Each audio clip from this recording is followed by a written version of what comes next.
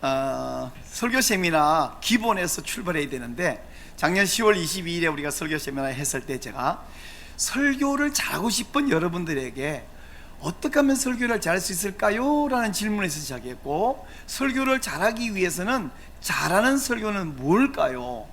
뭐가 잘하는 설교인지 알아야 잘할 거 아닙니까? 그 다음에 그러면 뭐가 잘하는 설교냐 이전에 대체 설교란 무엇일까요? 거기서 출발해서 이야기를 했어요. 오늘도 마찬가지로 설교는 무엇일까요 해서 이걸 놔버리고 딴 길로 가면 헤매게 됩니다. 그래서 설교란 무엇일까요? 그 다음에는 설교가 무엇인가에 대한 이야기를 한다면 설교와 시편 설교는 뭐가 다를까요? 이 궁금증, 이 질문에서 출발해야 우리가 바른 방향을 갈 수 있습니다. 자, 그러면 설교란 뭐냐 하면 이렇게 한번 정의할 수 있어요. 설교란 첫째, 성경 본문에서 본문의 중심 사상, Central Message of Text, CMT를 도출해내고, 두 번째는 그 메시지를 현 시대에 살아가는 청중의 상황과 연관을 통해서 의미의 소통이 이루어지게 하고, 세 번째, 적용을 시켜줌으로 구체적인 삶의 변화를 일으키도록 하는 행위, 이것이 설교입니다. 우리 지난번에 배웠던 이야기를 잠깐 복습하면요, 성경 안에는 그 시대적인 상황의 옷이 입혀져 있다고 했어요. 그래서 성경의 모든 스토리, 내러티브는 그 시대, 그 장소, 그 사람들의 이야기라고 했어요. 근데 이걸 바로 가져다가 우리 청중에 갖다가 툭 붙여버리면 안 되죠. 그래서 여기에서 시대, 장소, 상황을, 옷을 벗겨요. 그걸 한자말로 탈상황화, 영어로 디코딩이라고 하는데, 그렇게 디코딩을 하면 뭐가 나오냐면 알맹이가 나옵니다. 옷을 벗긴 알맹이가 나오는데, 그것을 모든 시대에, 모든 장소에, 모든 사람에게 적용 가능한 원리가 나오죠. 그걸 우리 메시지라고 하는데요, 이것이 아까 성경 안에 있는 본문의 중심 사상에서 상황을 벗겨내면 신학의 중심 사상이 나온다고 말씀드렸습니다. 그리고 나서 이 신학의 중심 사상에다가 이제 내 청중, 이 자리에 앉아있는 우리 가족, 우리 성도의 상황에 맞게 적용을 시켜주면 그게 오늘 전하고 싶은 설교의 중심 사상이다, 이렇게 말했거든요. 그렇다면 좀 전에 말했던 설교의 정의로 돌아가서 설교란 성경 본문의 중심사상을 도출해서 라고 이렇게 말할 때에, 어떤 설교학자가 어떤 책에서 그렇게 말할 때에 우리가 좀 전에 보았던 그 본문의 중심사상, 즉 성경에 있는 그 상황이 입혀진 그대로가 아니라 거기에서 옷을 벗긴 다음에 다시 재상황화, 다시 엔코딩을 해서 내가 내 청중에게 전하려고 하는 설교의 중심사항으로 바꾼 다음에 이렇게 이해해야 되겠죠? 혹은 좀 전에 본 대로 여기서요, 좀 전에 본 대로 여기에서 내 청중에게 의미를 연결해 준다, 현실에 사는 청중의 상황과 연관을 시켜준다 하는 이것이 재상황화, 설교의 중심사상으로. 그래서 이제부터는 본문의 중심사상, 그러면 여러분이 마음속에 본문의 중심사상을 신학의 중심사상으로 바꿔서 다시 설교의 중심사상으로 바꾼 그것을 가지고 전한다라고 같이 이해하시면 좋겠어요. 이제부터는 본문의 중심사상, 그러면 여러분은 마음속에 곧 설교의 중심사상, 이렇게 동시에 생각하시면 좋겠습니다. 자, 그런데 본문의 중심사상 혹은 거기서 설교의 중심사상을 도출해내는데, 이것을 제대로 파악하기 위해서 뭐가 필요하냐? 지금까지 성경을 본문의 내용, 문맥, 앞뒤를 열심히 살피고 문학적인, 문법적인, 학적인, 이런 문맥적인 이런 내용들을 열심히 살피는 것을 주로 했다면, 시편 설교를 잘 하려면 뭘 했냐? 아니, 시편 외에도 마찬가지지만 특별히 시편 설교 잘하면 문학의 장르를 함께 고려한다 하는 것입니다. 오늘 이야기의 핵심 부분은 시편은 문학의 장르가 중요하다. 왜냐하면 성령 하나님이 성경을 정확무한 메시지를 우리에게 전해주실 때에 그 선지자와 그 사도들의 영을 감동시키셔서 정확무한 말씀을 전하도록 메시지를 주시는데, 메시지의 내용만 감동시켜 준 것이 아니라 어떤 형식으로 전할 것인지를 형식까지 성령이 영감해 주셨다. 이것이 오늘날 성경학자, 설교학자들의 설명이고 주장이에요. 그런 주장에 대해서 그래요? 그거 좀 자세한 설명을 원합니다 하실 분은 권호 교수의 현대 강해 설교의 장르 이해와 적용이라는 소논문이 있는데, 어젯밤에 제가 우리 단톡방에 올려놓은 거 보셨죠? 관심 없으신가요? 너무 늦어서 안 보셨나요? 이따가 보면 우리 이 단톡방에 제가 이 논문을 올려놨으니까 여러분 내려받으셔서 보시면 되겠습니다. 하여간 이 오늘날 학자들의 주장은 이 주장을 또한 제가 받아들이기 때문에 이 말씀을 하는데, 성령님은 메시지 내용뿐 아니라 메시지를 담는 그릇, 형식까지도 미리 결정해서 선지자와 사도들이 그것을 전하도록 해주셨다. 서신 형태로 전할 것인지, 이야기 형태로 전할 것인지, 시로 전할 것인지, 자문으로 전할 것인지 그것까지 영감해 주셨다. 이것을 우리가 믿습니다. 자, 형식이 왜 그렇게 중요하냐? 그러면 이것을 한번 보시죠. 여러분, 여기 병이 세 종류의 병이 있어요. 제일 왼쪽에 있는 병은 안에 뭐 들었을까요? 향수. 뚜껑 열어보지 않아도 알 수 있죠. 가운데는 뭐 들었을까요? 뭐 기름이나 간장이나 등에 양념 들었겠죠? 오른쪽 병에 뭐 들었을까요? 물. 그렇죠. 저건요, 저기다가 휘발유를 넣어 놓았든 말든 여러분은 보는 순간 물 들었겠다고 직관적으로 생각합니다.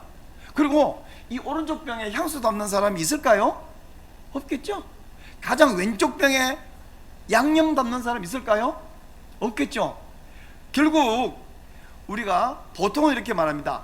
껍데기는 상관없이 내용물, 알맹이가 결정합니다 라는 말을 하는데 맞는 말이지만, 그러나 그 알맹이를 우리가 어디 담을까 할 때에 우리가 정상적이고 평범한 사람이라면, 매우 특수한 상황이라면 모르겠지만 평범한 사람이라면 이 내용물을 담기에 적당한 용기가 무엇일까를 찾습니다.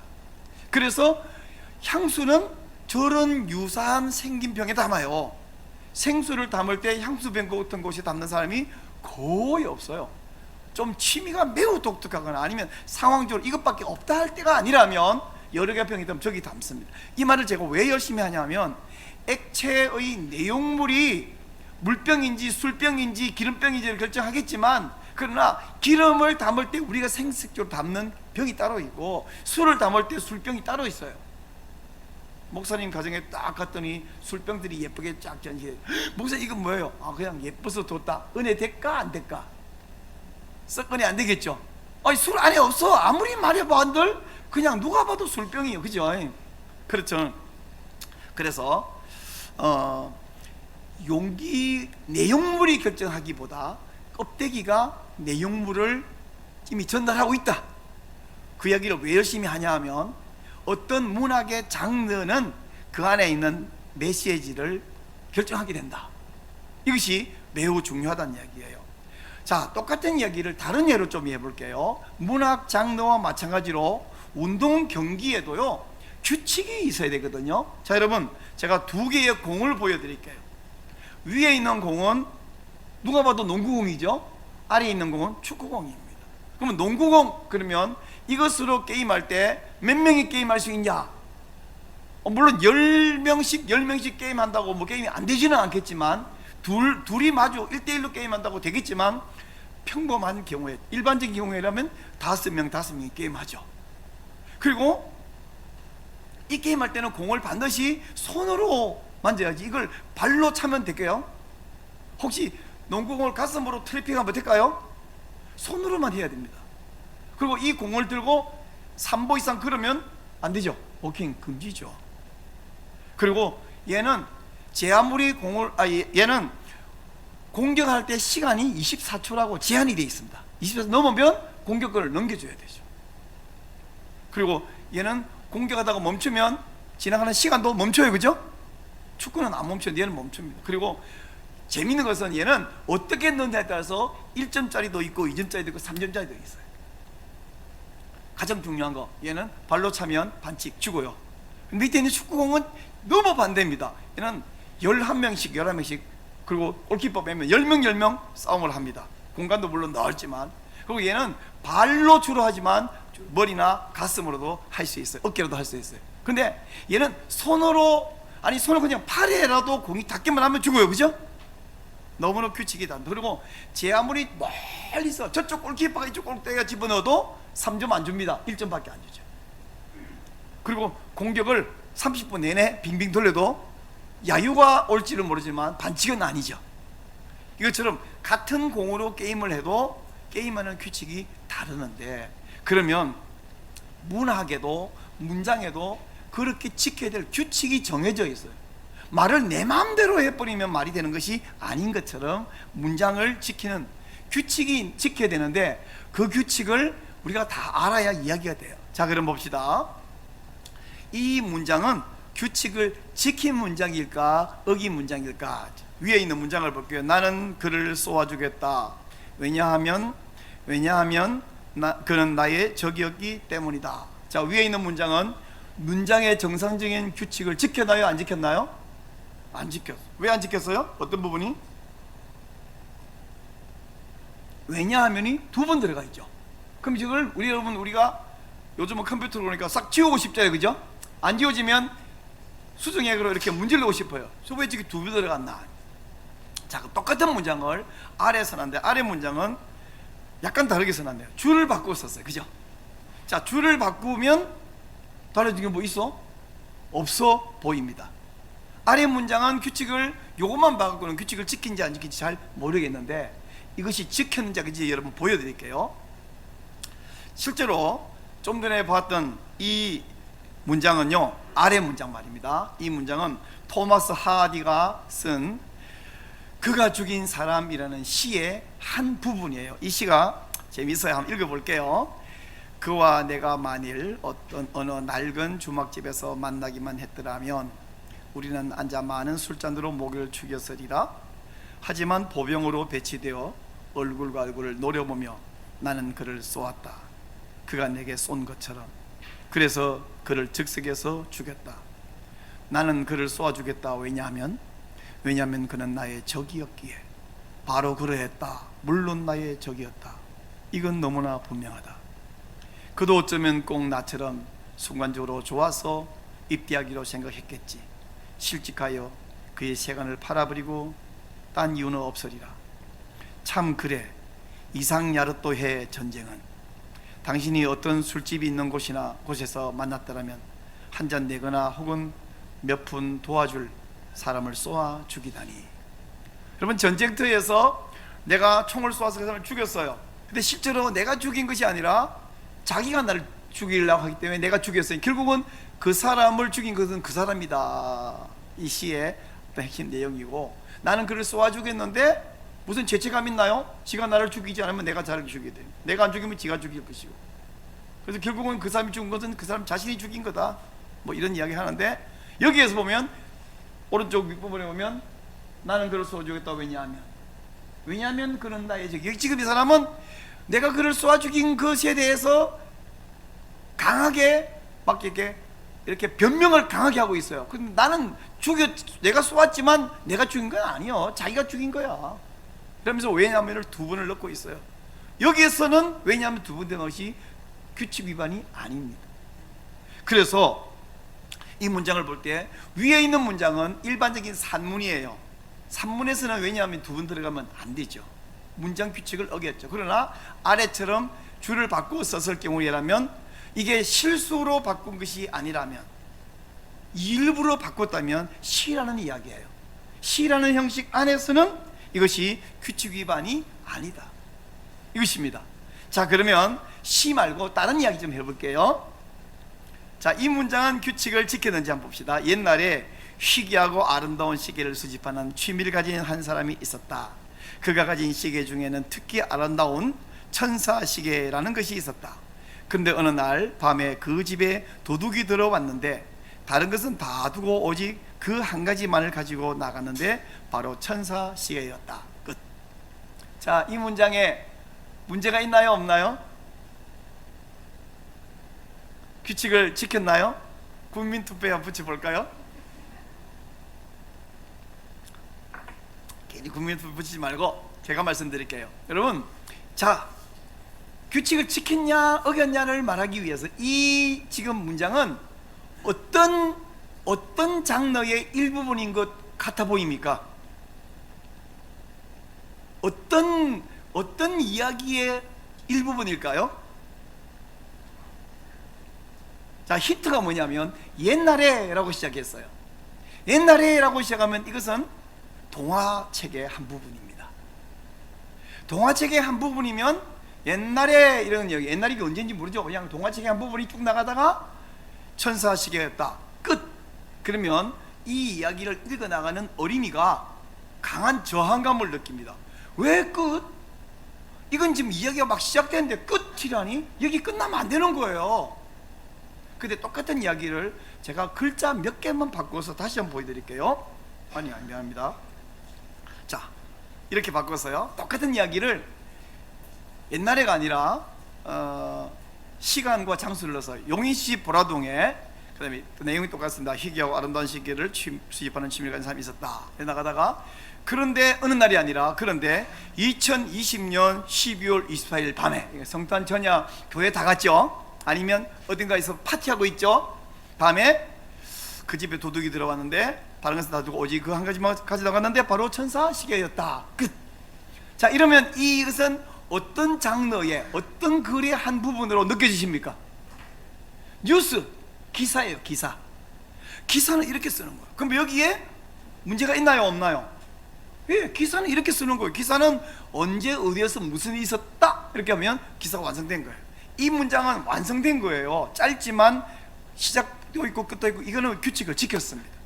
근데 좀 전에 보았던 이 문장은 이야기 끝이 아니에요. 이야기가 이제 막 시작하는 거야. 이래서 어쨌는데, 그래서 어떻게 됐는데, 누구나 궁금해요. 어린이가 여러분 집에 가서 요 똑같은 이야기를 해보세요. 어떤 어린이 5살짜리 보도록 이야기 주면 그래서요? 이렇게 묻게 돼 있어요. 근데 여러분이 끝! 그러면 뭐예요? 항의가 들어올 겁니다. 규칙을 지켜야죠. 같은 이야기를 전했는데 왜 어떤 것은 항의가 들어오고 어떤 것은 아, 그랬군요. 예, 형식입니다. 문장의 형식. 그래서 지금 저는 장르 이야기하는 것이 아니라 이것이 동화의 한 부분이냐 신문에 있는 기사의 한 부분에 따라서도 이것이 규칙이 지켰고 어겼고의 차이가 난다는 이야기를 한 것입니다. 그래서요, 지난번에 제가 여러분에게 이 말을 했는데 여러분에게 익숙한지 모르겠어요. 저에게는 이 말을 처음 들을 때 익숙하지 않았는데, 토타 스크립투라, 우리가 솔라 스크립투라, 오직 성경이라는 말은 귀에 못 박히도록 많이 들었는데, 제가 이제 설교학을 공부하면서 토타 스크립투라, 전체 성경이라는 말을 새롭게 공부했는데, 우리가 성경적이라는 말은 성경은 한 곳에 있다고 해서 성경적이 아니에요. 이단들이 잘하는 짓이 뭐냐면 성경 한 구절 두 절 쏙 뽑아가지고 막 이용해 먹는, 아전 인수로 이용해 먹는 거잖아요. 그러나 성경 한 구절에 어디 포함되어 있다고 성경적이 아니라 창세기부터 계시록까지의 전체 흐름에 맞는, 그 흐름에 맞는 성경관, 성경 해석이 성경적이죠, 그죠? 그럴 때 전체 성경, 라틴어로 토타 스크립투라인데, 전체의 흐름에 맞는 것이 토타 스크립투라고 할 때에 진정한 토타 스크립투라 관점의 성경 해석이 되려고 그러면 내용적인 흐름뿐 아니라 그 내용이 담겨있는 그릇, 즉 장르까지를 함께 고려해야 진짜 토타 스크립투가 된다라는 이야기예요. 목사님, 그게 그렇게 중요한가요? 네, 그렇게 중요합니다. 왜 그렇게 중요하지? 예를 좀 들어 보여드릴게요. 자, 여러분, 같은 숫자가 성경에 나와도 시냐 혹은 산문이냐에 따라서 그 숫자의 의미가 달라져요. 지금 요한복음 21장 11절에 보면 시몬 베드로가 올라가서 그물을 육지에 끌어올리니 가득히 찬 큰 물고기가 153마리라 이같이 많으나 그물이 찢어지지 아니하였더라. 여기 보면 153마리 153이라는 숫자가 나와요. 이 숫자는요 152마리나 154마리나 155마리가 아닌 정확하게 153마리라는 숫자의 의미가 있습니다. 이 의미에 대해서는 다른 기회에 있으면 다시 한번 말씀드리고, 지금 말하면 좀 길어질 것 같아서요 여러분 한번 연구해 보시기 바라고. 어쨌든 이건 정확하게 153이라는 숫자를 말하지 150이나 130이나 뭐 180이나 하는데 대충 그냥 153이라 한 것이 아니라는 얘기예요. 그런가 하면 시편 50편 11절에 이런 말이 있습니다. 이는 삼림의 짐승들과 뭇 산의 가축이 다 내 것이며 라고 되어 있는데, 이 뭇 산에 할 때 뭇이라는 말이 한글 성경 개역 성경에는 뭇, 이렇게 뭇이란 말은 모든 거의 대부분의 뭐 하여튼 좀 약간 두루뭉실한 느낌이 있는데, 히브리어 원어에서는 이 뭇이란 말이 엘레프라고 하는 단어가 되어 있잖아요. 그럼 엘레프는 숫자 1000을 의미해요. 그러면 이 시편 기자가 말할 때 산 봉우리 1000개를 이야기하느냐, 사실 산이라고 하는 것이 어디부터 산인가가 따지는 것도 복잡해요. 얼만큼 높아야 산이냐, 높은 거 산인데 얼만큼 높아야 산일까요? 50m 높으면 산일까요? 100m 높아야 산일까요? 적어도 한 500m 높아야 산일까요? 또 산이란 게 어디에서 어디까지 산일까요?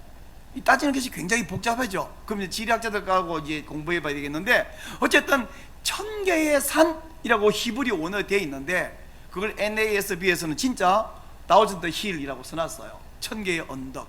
근데 시편 기자가 말할 때에 모든 산에 있는 짐승, 그런데 여러분 짐승이 산에만 있나요?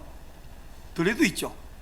이 말은 온 세상에 있는 모든 짐승들은 다 하나님 것이다 라는 말하기 위해서 여기 말하는 뭇, 즉 엘레프는 1000개의 산이 아니라 모든 산을 의미하는 것으로서 그냥 1000이라는 표현을 썼어요. 그냥. 근데 우리 개역 성경에는 뭇 이렇게 해서 오히려 약간 의역이긴 하지만 오히려 더 잘 번역해놨는데, NASB는 직역을 해가지고 1000이라고 해놨는데, 이것은 숫자 1000을 말하는 게 아니에요. 999도 괜찮고 2000도 괜찮고, 2000은 그냥 많은 산, 모든 산, 그런 개념으로 1000이라는 숫자를 썼단 말이죠. 왜 그러면 숫자는 1000인데 우리를 2000이라도 이해도 되고 만이로 이해도 괜찮습니다. 전 세계의 산이 몇 개인데요? 막 해가지고 1000개 이렇게 할 수 없고, 그보다 낮은 건 다 산 아니야, 언덕이야, 뭐 이렇게 했어요. 이것은 모든 산을 의미한다. 즉 시이기 때문에 같은 천도 진짜 정확한 숫자 1000을 말하는 것이 아니다 라는 이야기예요. 그래서 시에서는 시 나름대로, 좀 전에 우리 황은호 목사님께서 앞에 나와서 시를 이렇게 낭송할 때 쭉 들으면서 그 느낌으로 감동하지, 그 안에 있는 단어 한 개 뽑아내가지고 오늘 황은호 목사님이 이렇게 시를 말했는데, 살다 보면 이렇게 말하면 산다는 것은 뭐입니까? 이러면 산다는 것은 죽음의 반대인데, 이렇게 분석하면 시가 어떻게 되냐면 시가 난도질해가 죽어버려요.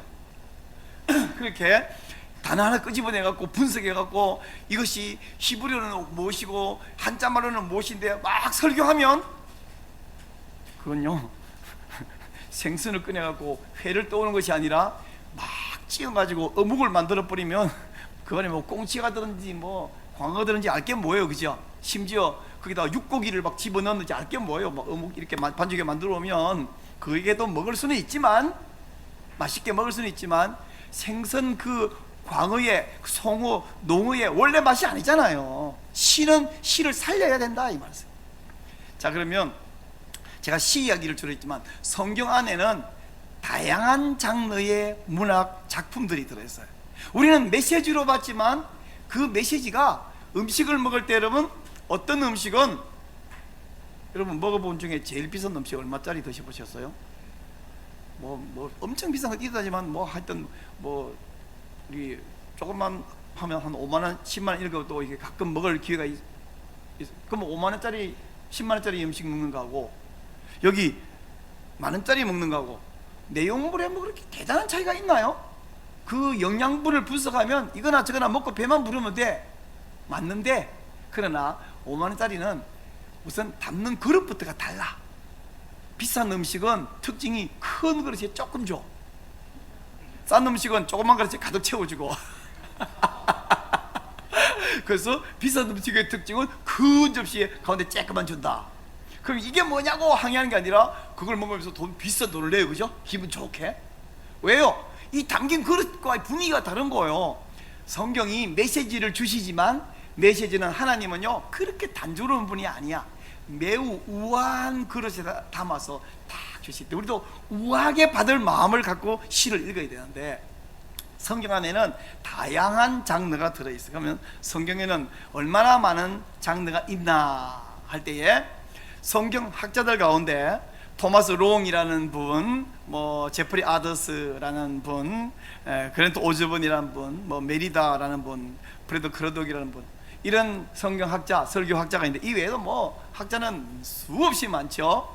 이분들이 말하는 성경 장르의 분류를 제가 잠깐 보여드릴게요. 그냥 보기만 하세요. 깊이 고민하지 말고. 자, 토마스 롱은 성경을 시편, 잠언, 내러티브, 비유, 서신서, 예언서 5분류 장르가 있다라고 주장해요. 사모님 그 사진 찍지 마. 이거 아무 의미 없어. 예, 안 찍어도 돼요. 제가 보기만 보세요. 아, 저런 소리도 하는구나. 보기만. 이건 나 외우시면 안 돼. 이거 머리 아파. 그 다음에 아더스라는 사람은 성경의 시편, 잠언, 내러티브, 비유, 서신, 묵시문학 이렇게 6종류가 있다라고 이야기해요. 뭐 오즈본은 시, 지혜, 내러티브, 비유, 서신, 예언, 구약, 율법, 묵시 이렇게 있다고 8개로 늘었네요. 메리다라는 분은 뭐 9개로 늘었어요. 예, 프레드 크러독은 13개로 나누어서 이야기해요. 자, 어떤 사람의 분류가 제일 마음에 드세요? 이 중에 하나를 꼭 고르셔야 한다면 저는 롱이나 아더스 글을 고르고 싶어요. 왜? 간단하잖아요. 프레드 크러독 거는 분류를, 이걸 외워가서 성경을 분류하기는커녕 몇 개인지 13개를 외우기도 머리 아프죠? 아니 설교 준비하기도 힘든데 저 13개를 언제 외우고 있어요? 그래서 나는 크러독 쪽을 버리고, 근데 롱이나 아더스도 만만치가 않습니다. 저 6개를 외워갖고 성경을 읽을 때 자 이것은 어디에 해당되느냐, 그래도 좀 시나 잠언은 알겠는데 네, 저는 머리가 안 좋아서 복잡한 거 싫어해요. 저보다 머리 좋은 분은 저 13개 하시고, 저는 어떻게 하냐, 이 다 버리고, 이거 제가 보지만 보라고 대충만 보라는 이유가 있습니다. 여러분에게 복음이 있습니다. 복음이냐면 스티븐 스미스라는 분이 성경을 딱 3종류로 나누었어요. 분류를 했어요. 장르를 어떻게 나누냐, 우리 직관적으로 알 수 있습니다. 성경 안에는 3종류의 장르가 있다. 이야기가 있고 시가 있고 서신이 있다. 이쯤 되면 목사님들은 직관적으로 다 알 수 있어요. 그렇죠? 내러티브, 시가 뭔지는 우리 이미 대충 알아요. 그 다음에 시가 아닌 나머지는 다 내러티브이고 이야기이고, 그리고 서신서는 신약에만 있으니까 얼마나 쉬워요. 그래 놓고 이야기 안에는 어떤 게 있냐면 구약의 내러티브들이 이야기이고, 그 안에 율법도 여기 집어넣고, 그리고 복음서, 원래 복음서가 사복음서가 서신이긴 하지만 편지 형식을 이미 넘어갔습니다. 그래서 이야기에 포함시키고, 그리고 그 복음서 이야기 중에서 특별히 비유는 독특한 장르, 특별한 장르를 갖고 있는 이야기이기 때문에 이 이야기의 하부 구조에 넣어놨어요. 그리고 시는 우리가 아는 대로 시편 있고요. 또 한 가지, 우리 한글 성경만 보는 우리에게서 시로 보이지 않는데 시인 것이 있는데, 선지서는 원래 선지서 안에 시가 많이 들어있어요. 히브리어로 보면 보이고 일부 영어 성경 보면 보이는데, 요즘 한글 성경 많은 번역 중에서 일부 번역은 이렇게 줄을 계속 바꾸어서 시 형식으로 기록해놨죠. 근데 컴퓨터 화면에서만 보는 성경은 어떤 번역이든 그게 보이질 않아. 그러나 종이 인쇄된 책을 보면 시인 것이 보여요. 그죠? 그래서 여러분, 이런 의미에서 적어도 설교자는 종이책, 그것도 시를 시 형식으로 이렇게 인쇄해 놓은 그런 것들을 좀 비교해서 볼 필요가 있어요. 선지서를 자꾸만 그냥 내러티브처럼만 보시면 좀 곤란합니다. 그런가 하면 지혜서가 다 시에 해당되는데, 그 지혜서의 하부 구조에는 욥기, 잠언, 전도서, 아가서 이런 거 있는 거 아시죠? 그런가 하면 서신은 복음서도 원래 편지지만 복음서가 아닌 나머지 바울 서신과 공동 서신들, 그리고 마지막 요한계시록도 편지의 분류를 스티븐 스미스는 해놨습니다. 이 정도 분류는 우리가 굳이 외우려고 안 해도 알고 있으니까 참 쉬워요, 그죠? 자, 그러면 이야기가 있고 시가 있고 서신이 있고 세 가지는 것은 이제 일부러 아니어도 알고 있는 이야기니까 제가 정리해드린 거니까 기억할 수 있습니다. 그렇다면 이 세 가지 분류의 장르의 성경을 어떻게 읽으면 되느냐 하면요, 첫 번째, 이야기는 무엇이 이 이야기를 끌고 가느냐 하는 견인차가 있는데, 플롯이 그 이야기를 끌고 갑니다. 플롯이 무슨 말이냐면, 이야기는 아까 제가 했잖아요, 천사 시계를 훔쳐갔다 끝! 그러면 뭐요, 시작해놓고 왜 끝이야? 그저 기잖아, 기. 그 다음에 전개가 돼서 어떻게 끝이 날 것인가, 기승전결이 있어야 되잖아요. 모든 이야기는 기승전결이 있어야 되죠. 아까 천사시계처럼 기하고 끝 그러면 안 되잖아요. 그래서 이야기는 기승전결이라고 하는 이 플롯이 끌고 간다. 우리가 흔히 말할 때 두서없이 말한다. 두서없이 말하면 안 되죠. 시작이 있고, 오늘 설교 세미나는 뭘로 시작해갖고 마지막에는 어떻게 끝내겠다 제가 계획하고 오지 그냥 막 아는 이야기 이거 하다가 저거 하다가 잠깐만 이것도 좋은데 막 이러면 여러분이 다시는 이 모임에 안 오실 거예요. 이야기는 기승전결이 있어야 됩니다. 그런가 하면 서신은요, 무엇이 이 서신을 끌고 가냐면 논리가 끌고 갑니다. 바울 서신 특별히 보십시오. 바울 서신의 절반은 교리이고 절반은 적용이죠. 그리고 그 교리도 순서가 있죠. 마구 하는 것이 아니라. 그래서 논리적인 순서 따라가는 이 논리, 그리고 앞에 그 해놓고 그러므로 형제들아 이렇게 하든지, 그러면 우리는 이렇게 하든지 논리가 있잖아요. 자, 가운데 있는 시 이야기하죠. 오늘 주로 할 이야기는 시이기 때문인데요, 시는 무엇이 이 시를 끌고 가느냐 하면 크게 두 가지 핵심이 끌고 가는데, 우리의 느낌. 오늘 우리 황은호 목사님이 딱 잘 섬겨주셨는데, 신앙성을 잘 여러분이 듣고 다 느낌이 와요. 그리고 바로 그 느낌을 딱 나누면 훨씬 더 풍성해지는데, 돌아서 제가 다른 이야기 해버렸기 때문에 아까 그 느낌이 뭐였더라? 그래서 좀 아쉽긴 해요. 그래서 시는 읽을 때 단어를 막 분석하는 것이 아니라 시를 읽고 들을 때 느낌이 와요. 그런가 하면 느낌과 동시에 무엇이 오냐 그러면, 어떤 시를 읽고 혹은 들을 때에 우리 마음속에 눈을 지그시 감고 있으면 어떤 한 그림이 이렇게 쫙 펼쳐져요. 그러다가 그림이 싹 바뀌었다가 오버랩다 했다가 또 다른 그림이 떠올랐다가, 시는 읽고 들을 때 이미지가 우리 속에 떠오릅니다. 그래서 시를 쓸 때는 시를 통해서 이미지를 전달하고 이미지를 받는데, 우리 시편도 마찬가지다. 그러면 이미지는 왜 그렇게 중요하냐? 시를, 우리 시편을 해석할 때는 이미지를 떠올리고 이미지를 찾고 막 문법적으로 분석하기 전에 그런 감정적인 느낌을 받아야 되는데, 왜 이미지는 그렇게 중요하냐 하면요, 마크 부타토가 이런 말을 했어요. 이미지의 기능은, 첫째, 이미지는 감정을 자극하고 마음을 움직인다는 것입니다. 시편은 노래의 가사이기도 하잖아요. 우리가 노래는 보면 문장으로서는 뭐 말이 안 되든 말든 아무도 안 따집니다. 그냥 그 노래가 내게 좋은 감동을 주면 참 좋아해요. 마음을 움직입니다. 그리고 이미지는 구체적인 행동이나 사물의 영상이에요. 그리고 이미지는 연상을 창조합니다. 그리고 이미지는, 어떤 이미지는요 다중의 의미를 가져요. 딱 한 가지 의미만 가지는 것이 아니라 다중의 의미를 가져요. 자, 그렇다면 한 번만 연습을 한번 해볼 텐데, 우리에게 가장 익숙한 시는 아마 시편 1편하고 23편일 텐데, 시편 1편을 제가 보여드릴 테니까요, 여러분 말씀 한 말씀 하지 말고 시편 1편에서 천천히 속으로 읽으면서 이 시 안에 어떤 이미지가 있나 분석하지 말고 느껴보시기 바랍니다.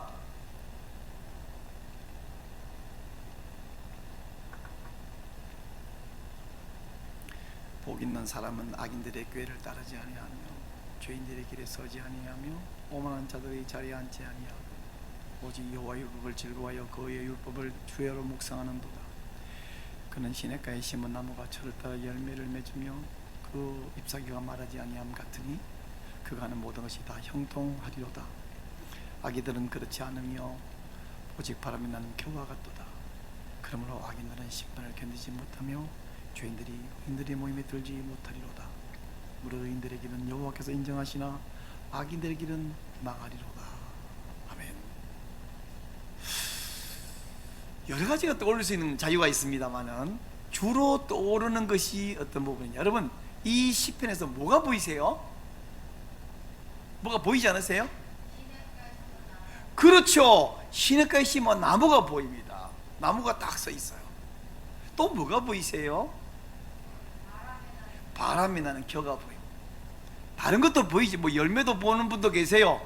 뭐 보고 왔니? 그런데 나 열매 보고 왔다 해서 아무도 탓하거나 흉보거나 할 수가 없습니다. 열매가 눈에 보이는 분은 그게 보이는 거예요. 근데 멀리서, 더 멀리서 크게 보일 때 뭐가 보이냐 그러면 나무가 하나 보이죠. 그런가 하면 장면이 바뀌어서 풀풀 바람에 날아가는 티끌 같은 겨가 보입니다. 그래서 뭔 이야기였냐면 이 시편 1편에서는 복 있는 사람에서, 여러분 여기서 복이란 무엇이십니까? 복은 히브리어는 아세르이고 헬라어로는 마카리오스이고 이렇게 이야기하는 것이 아니라 그냥 여기서 나무 같은 사람이 있고 저 같은 사람이 있어요 라고 이야기하는 거예요. 나무는 아무것도 아니에요. 가만히 서 있어요. 가만히 서 있어요. 가만히 서 있는데 뭐 하냐면, 어디 서 있냐면 물가에 서 있는데 그냥 물이 아닙니다. 이제 좀 분석도 필요하죠.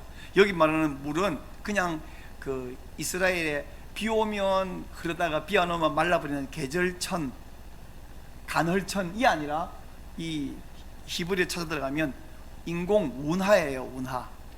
사계절 늘 흐르는 운하 옆에 서 있는 나무, 뿌리를 물가에 뻗고 있기 때문에 사시사철 마르지 않고, 그리고 늘 열매가 풍성한, 가만히 서 있지만 열매가 풍성한, 지나가는 모든 사람이 그 나무를 보면서 열매를 따먹고 그들에 쉬고, 모든 사람이 칭찬하는 그 아무것도 안 하지만 모든 걸 하는 나무가 하나 보인가 하면, 그 옆에는 어떤 장면이 보냐면 막 분주히 움직여, 뭐 이것도 하고 저것도 하고 생 난리를 치지만 결과는 풀풀 날려가서 아무것도 안 남는 티끌.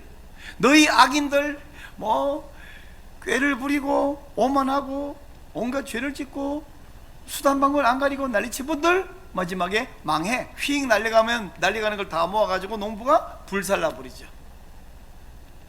이 바람에 곡식을 타작을 해갖고 바람에 쭉 들이오면 알곡은 떨어지고 쭉정이 휙 날아가면 다 모아갖고 필요 없으니까 불살라 버리는, 바로 시편 1편에서 그거 보여지고 있잖아요.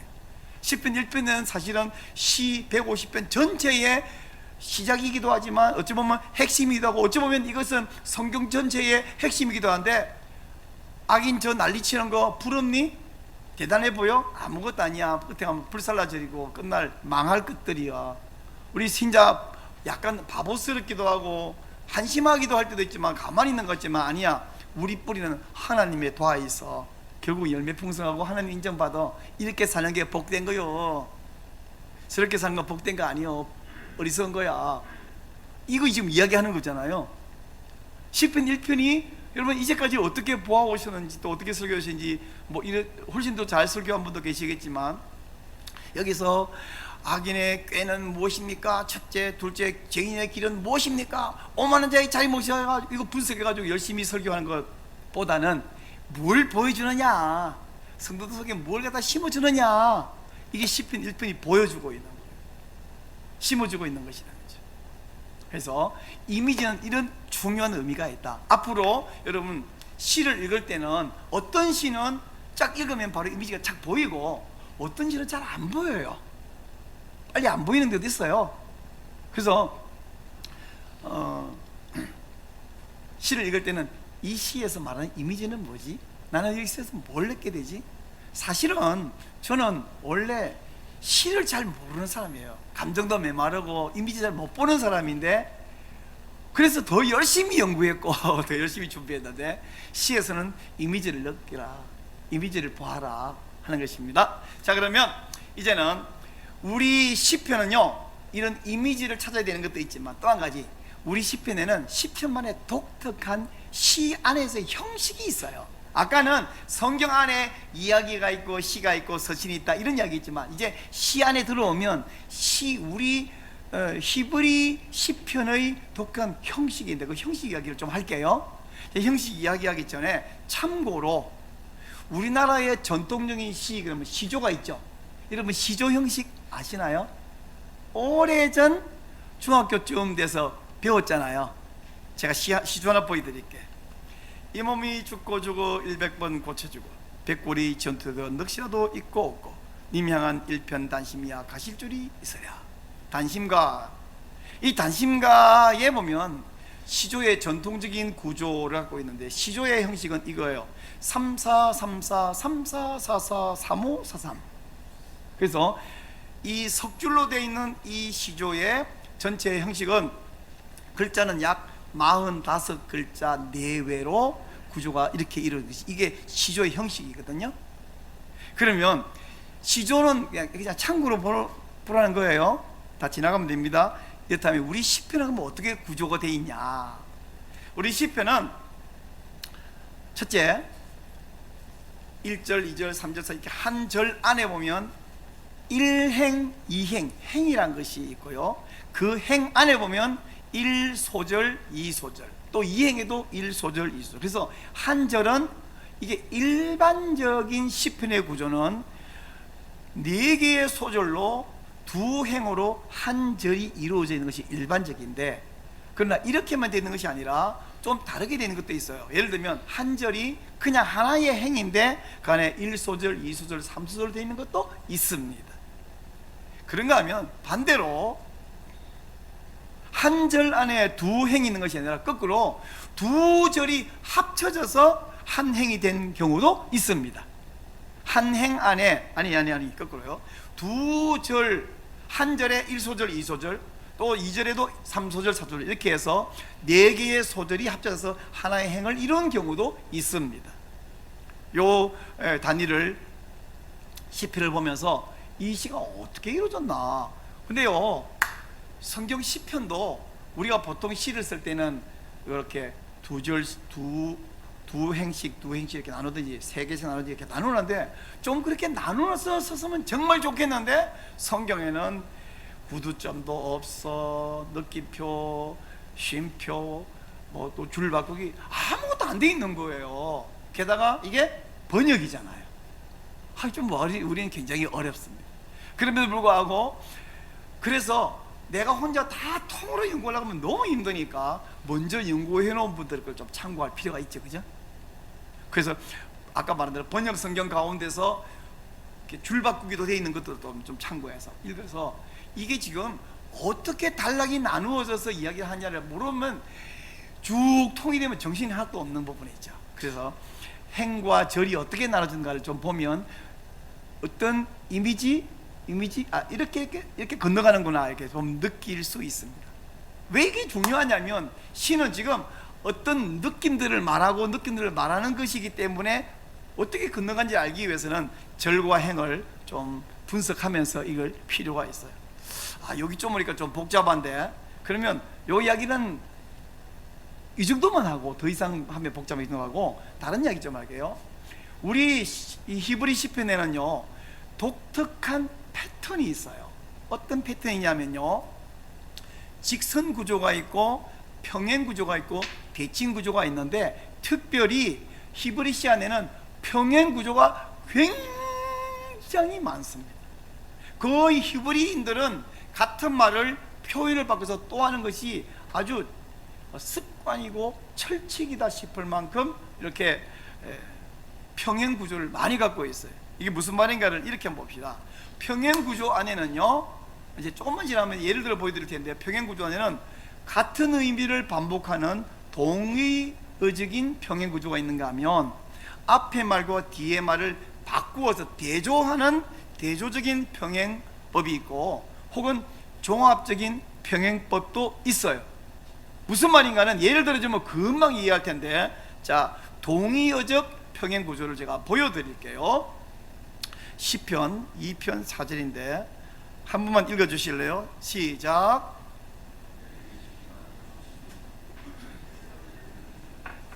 하늘에 계신 이가 웃으시며 주께서 그들을 비웃으시리로다 할 때에 하늘에 계신 이와 똑같은 말이 주입니다.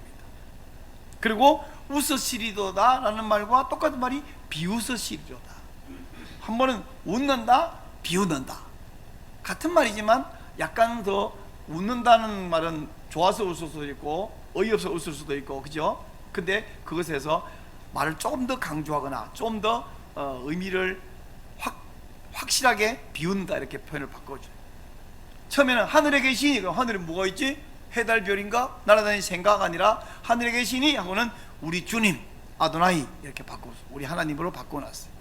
자, 그런가 하면 시편 8편 4절에 보면 이렇게 합니다. 사람이 무엇이기에 주께서 그를 생각하시며 인자가 무엇이기에 주께서 그를 돌보시나이까 할 때 위에 있는 사람, 그것을 인자 이렇게 표현 한번 바꿔서 두 단어를, 이게 같은 단어예요. 생각한다는 것이 결국은 그냥 마음속에 곰곰이 떠오른다는 게 아니라 생각한다. 저를 좀 생각해 주세요. 그럼 네 생각하고 있어. 우리 그런 농담 있죠. 어머니가 남편에게, 어머니가 아니고 부인이 남편에게 애기 좀 봐라 했더니 남편이 가만히 보고 있더라. 애기를 가만히 보고 있으라는 얘기가 아니라 애기를 보라는 말은 애기를 잘 보살피는 얘기잖아요. 그건 알아서 그러고 가만히, 당신 뭐해? 왜? 애기 보라고 했잖아. 너 보고 있어. 그거는 이제 바꿀어야 돼. 그런 남편은. 여기서 주께서 그를 생각한다는 것이 곰곰이 생각하는 게 아니라 돌아보시고 보호해 주시고 필요 있으면 채워주시고, 이게 생각하는 거잖아요. 그래서 처음에는 그냥 생각한다 해놓고 다음 단락에 가서, 다음 행에 가서 돌보신다. 지금 이 두 줄로 평행을 이루고 있습니다. 그런가 하면 내 백성아 들을지어다 내가 말하리라, 이스라엘아 내가 네게 증언하리라. 내 백성하고 이스라엘 같은 말이에요. 그리고 말한다, 증언한다 같은 말로 계속 반복하고 있습니다.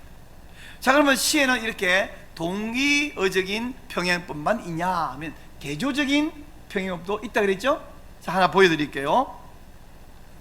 시편 1편 6절, 우리 아까 봤던 시편 1편입니다. 그 마지막에 무릇 여호와의 길은 왜 이랬죠? 실수.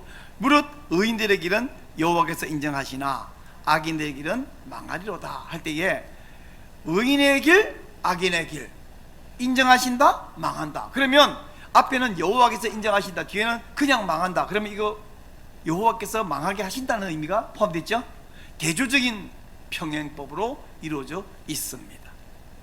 자, 이렇게 평행 구조가 시 안에는 굉장히 많아서 어떤 한 문장이 나오면 그 다음 문장에 같은 내용을 반복하거나 대조해서 뒤집어서 말하는 것을 보면서 앞뒤를 비교해서 그런 느낌이 오죠. 그리고 의미가 확 살아나죠.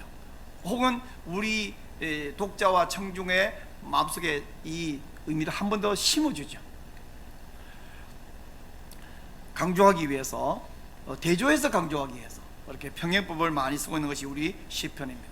그런가 하면 우리 시편의 구조에는요, 이제부터는 여러분이 저건 좀 복잡하다 싶을지 모르지만 제가 최대한 덜 복잡하게 넣도록 설명해 드릴 텐데, 시편은요 패널 구조로 이루어진 것이 많습니다. 패널 구조 뭐냐면 우리 샌드위치 패널이라는 거 있죠. 철판 있고 서치로 폼 있고 철판 있고 패널이잖아요. 그럼 양쪽 끝은 철판 있고 가운데는 똑같죠.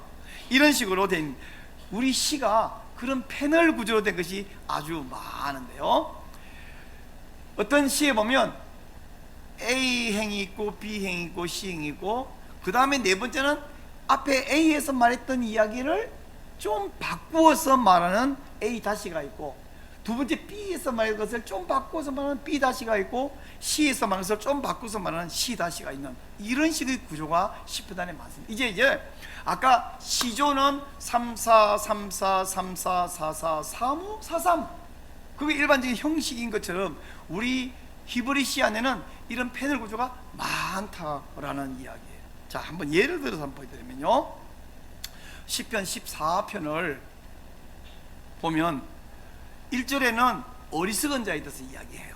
어리석은 자는 그 마음에 이르기를 하나님이 없다 하는도다 이렇게 시작하잖아요. 그리고는 우리가 선을 행하는 자가 없으니 하나도 없도다 1절에서 이야기했어요. 2절에서는 여호와께서 인생을 굽어 살피사 하나님을 찾는 자가 있는가 보려 하신 적 하나도 없도다, 없다. 그리고 인생 중에 선을 행하는 자가 하나도 없도다 이렇게 얘기하면 4절로 가서 이제는 죄악을 행하는 자는 무지하뇨 내 백성을 떡 먹듯이 먹는도다. 그러면서 여호와의 이름을 부르지 아니하는도다 이렇게 이야기해요. 그러면 이 이야기는 새로운 네 번째 이야기이기도 하지만 1절에서 말했던 이야기를 좀 다른 표현으로 이해하면 다시 하는 거거든요. 그러니까 하면 5절에서 하나님은 의인의 세대에 계시다 하는 것은 아까 인생 중에 의론자가 있는가 보려 하신즉 하는 말을 하나님은 의인을 찾는다는 얘기잖아요. 근데 5절에서는 하나님은 의인의 세대 중에 거하심이로다. 우리 하나님은 의인을 찾고 의인과 함께 하시고 의인의 세대 가운데 계시단 말을 5절에서 합니다. 그리고 6절에서는 아까 3절에서는 인생 가운데 선행한 자가 하나도 없는데 이건 3절과 6절은 대조하면 이번에는 대조적 평행법에 해당되죠. 3절의 이야기와 똑같은 말을 한 것이 아니라 반대 이야기를 합니다. 여호와는 가난한 자의 피난처가 되신다. 근데 악인들은 인생을 선한 자가 없고 의인들을 먹으려고 한다. 그리고 마지막 7절에서 이제 결론을 이야기합니다. 그래서 A, B, C, A-, B-, C-. 이 시 경우에는 7절에 결론이 하나 있는데 이 결론이 없는 경우도 있죠. 어떤 시에서는 이것이 A, B, A-, B-, 이렇게 끝나는 경우도 있고 A, B, C, A-, B-, C- 끝 이런 경우도 있고 여기처럼 D가 나오는 경우도 있고 어떤 경우는 이게 이제 A, B, C가 아니라 A, B, C, D, E, A-, B-, C-, E- 이렇게 나가는 경우도 있고 C가 긴 것, 짧은 거 이렇게 다양한데요. 자, 이렇게 패널 구조가 되어 있는가 하면 어떤 시는 좀 더 재밌는 걸 보여드릴게요. 지금은 A, B, C, A-, B-, C 이런 걸 보였잖아요. 어떤 시는 이렇게 됐어요. A, B, C, C-, B-, A- 이렇게 된 시도 있고요. A, B, C, D 그 다음에 D- 없고 C-, B-, A- 이렇게 생긴 구조도 있어요. 자, 이렇게 생긴 경우에라면 D가 이 시의 핵심입니다. 핵심 메시지예요. 목사님 이제 점점 복잡해지는 것 같아서 예를 들어 보여주면 이렇게 느껴질 거예요. 시편 8편을 보면 교차 대칭 구조가 잘 이루어져 있는데 A에서 여호와 우리 주여 주의 이름이 온 땅에 어찌 그리 아름다운지요 이렇게 시작해 갖고 B에서는 이제 하늘로 대별되는 창조 세계가 주의 영광을 드러낸다고 말하고 C에서는 어린 아이로 대적자를 잠잠케 한다. D에서는 주의 손으로 지으신 자연을 내가 본다 이렇게 말씀합니다. 그리고 E에 가서는 사람에게 영화와 종기로 관을 씌우셨다 이렇게 고백하고 이제부터 A, B, C들을 거꾸로 나갑니다. D- 주의 손으로 만든 것을 사람으로 다스리게 하신다. C- 만물을 사람의 발 아래 두신다. B- 지상에 있는 모든 창조 세계에 대해서 언급하고 마지막 첫 번째 시작했던 여호와 우리 주여 이렇게 다시 시작해서 끝이 나요. 그래서 아까 한번 보았던 여기에서는 결론이 7절에 마지막에 있었죠. 근데 이 C에서는 결론이 한가운데 E에 가 있습니다. 핵심이 거기에 가 있습니다. 이런 구조가 있어요. 그러면 저걸 우리가 한번 딱 보면 보이면 진짜 좋은데 그게 될까요? 잘 안 되죠. 저도 잘 안 됩니다. 그래서 이런 분석을 누가 좀 해주면 안 되나요? 그럼 좋겠죠. 근데 세상에는 별의별 사람이 다 있는데 밥 먹고 이것만 하는 사람이 있어요. 학자들 가운데 밥 먹고 이것만 하는 사람이 있어요. 그래서 우리는 밥 먹고 이것만 하는 사람이 아니야. 우리가 설교만 하는 사람도 아닌데다가 설교도 10편 설교만 하는 사람도 아닌데 설교도 일주일에 딱 한 번만 하면 몰라. 10번 10번 언제 이러고 있어요? 하루 종일 설교만 준비하고 아무것도 못하겠네. 그래서 밥 먹고 이것만 하는 분, 그래도 머리가 또 필요 이상으로 머리가 좋은 분도 계시더라고. 머리 샤프한 분. 그래서 그런 분들 도움을 좀 받으면 좋겠는데 많이 계시는데 그 중에 한 사람만 소개해 드릴게요. 김창대라는 사람입니다. 안양대학교 김창대 교수님이 쓴 한 권으로 꿰뚫는 시편 19,000원. 자, 여러분, 한 권으로 꿰뚫는 시편 이렇게 보면요, 이분은 어떤 주장을 하냐 그러면 시가 그냥 의미 없이 막 150개가 나열된 것이 아니라 시편 한 편 한 편을 기록하는 기록자, 특별히 주로 다윗에게 하나님이 영감하셨던 것처럼 이것은 후대 사람들이 150편을 순서를 배열해 가지고 우리 책에 넣어놨지 않습니까? 이 순서를 배열하는 것도 하나님이 영감하셨다고 믿는 분이에요. 그래서 이 150편을 읽을 때에 앞에 시와 뒤에 시는 서로 의미 없이 나열된 것이 아니라 서로 연결되어 있다고 믿는 분이에요. 그래서 이분은 한 권으로 꿰뚫는 이런 주장을 하시는데, 그래서 지금 제가 말했던 이 시가 뭐 어떤 패널 구조가 됐는지 뭐 이런 거 복잡해요. 저도 복잡해요. 그런가 하면 좀 이따가 제가 지금 이야기할 이거 시가 뭐 카테고리가, 여러분 이런 거는 들어는 보셨죠? 시편 안에 뭐 감사시, 찬양시, 지혜시, 제왕시, 신뢰시, 탄식시 있다는 들어봤는데 이게 무슨 에 해당되는지 탁 보면 이거 찬양시네. 이게 느껴지는 게 있는가 하면 이건 무슨 부류지? 모르겠는 것도 있어요. 한참 고민했는데 그러면 김창대 교수님 책을 찾아서 그 부분을 보면 이분은 이렇게 보는데, 근데요, 이분은 언제나 100% 옳으냐? 저 그렇게 생각하지 않습니다. 어떤 시는 이분은 이렇게 분류했지만 내 생각은 달라라고 느낄 때가 있으면 그러면 여러분의 감동을 따라가시면 돼요. 다만 이분이 굉장히 훌륭한 분석가라서 참고하신다. 그래서 이 책 표지 어제 제가 카톡에 올려드렸죠, 그죠? 단톡방에. 지난주에 용인제일교회 갔더니 도수비 주시더라고요. 도수비 갖다가 빵만 사 먹지 말고 책도 좀 사시면 좋겠어요. 이름이 도수비인데 빵값으로 준 게 아니라 도수비로 줬죠. 그죠? 도수비 갖고 책 안 사면 어떻게 해요?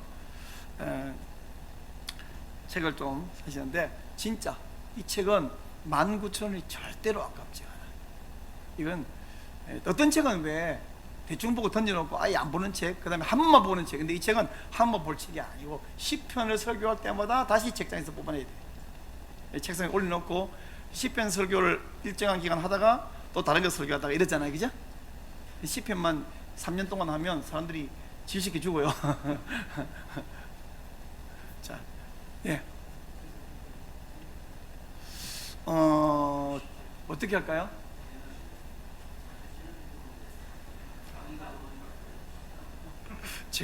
제가 브레이크가 없어갖고 네, 그러면 여기서 쉬고 가죠. 그러면 지금 14분인데 20분에 시작할까요? 한 10분 쉴까요? 식사 언제 할까요? 식사는 12시라고 하니까요, 지금이 14분이니까 11시 14분이니까 한 20분에 다시 시작했다가 11시 50분에 마칠 테니까요 20분까지 쉬고 다시 하십시다. 네. 식사 후에 있습니다. 식사 후에 다시 강의 있습니다. 잠깐만요. 지금 제가 아직 이야기를 안 했는데요, 오늘 강의한 내용을 여러분이 막 적으려고 했는데 그걸 어떻게 다 적어요? 이 책에 다 적혀 있고, 그리고 오후에 실습할 때 이게 꼭 필요해요. 요 안에는 저의 설교 10편 설교 3편이 들어있을 뿐 아니라 어떻게 준비했는지 그 과정까지 다 자세히 기록된 3편의 설교가 들어있는데, 이건 제가 여러분을 위해서 복사지 가서 복사해서 제본해 가져오는데 책값은 아니고 복사 제본비만 여러분이 내시면 되겠어요. 6,000원입니다. 그래서 필요한 분은 여기에 있으니까 가져가시고, 제 표지에 보면 계좌번호가 있는데 이체해 주시기 바랍니다. 만약 나는 이체할 줄을 모르고 현금밖에 못한다 그런 분은 현금으로 꼭 내셔야 될 분은 저에게 내지 말고 우리 장기도 목사님 사모님이 현금으로 낼 분은 우리 장기도 목사님 사모님에게 좀 현금으로 좀 내주세요. 아니면 계좌 이체해 주세요. 계좌 이체. 제 아래쪽에 계좌번호 있습니다. 네, 책 한 권은 복사비 6,000원입니다. 아 이거는 하는 거 아니야 내 책이야. 이거를 알아서 사시라고. 아니 사진 찍어서 카톡 올려놨어요. 제가 번호. 예. 이건 여러분 쓰시라고 제가 카톡 올려놨고. 책으로 어디다 넣었어요? 책으로 어디다 넣었어?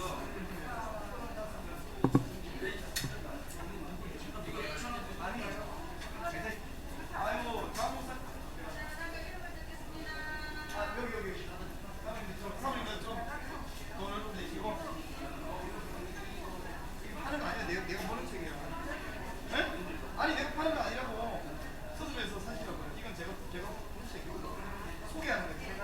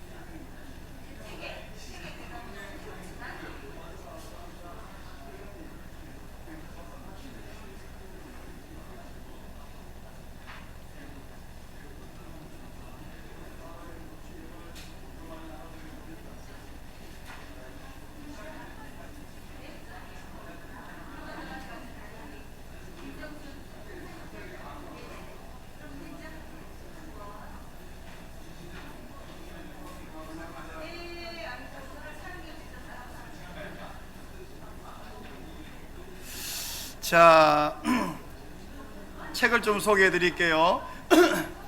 이 책은 지금 제가 소개해드리고 있는 시편, 한 권으로 꿰뚫는 시편, 우리 김창대 교수님 책인데요. 이 비싸더라고. 19,000원이더라고. 사시고, 그 다음에 또 하나 소개해드린 책 어제 저녁에 올려드렸는데, 권호 교수님 본문이 살아있는 설교, 이게도 카톡에 제가 표지 올려드렸으니까 보시고요. 또 제가 소개해드리는 책은요, 지금 중간중간에 제가 마크 푸타토 이야기를 계속 했는데, 마크 푸타토가 시편을 어떻게 해석할 것인가 마크 푸타토가 시편을 어떻게 해석할 것인가. 이 책은 좀 얇아요. 그냥 이렇게 참고로 보시면 좋겠는 책이 있고요. 또 보여드린, 그 다음에 제가 소개해드리는 책은 스티븐 스미스.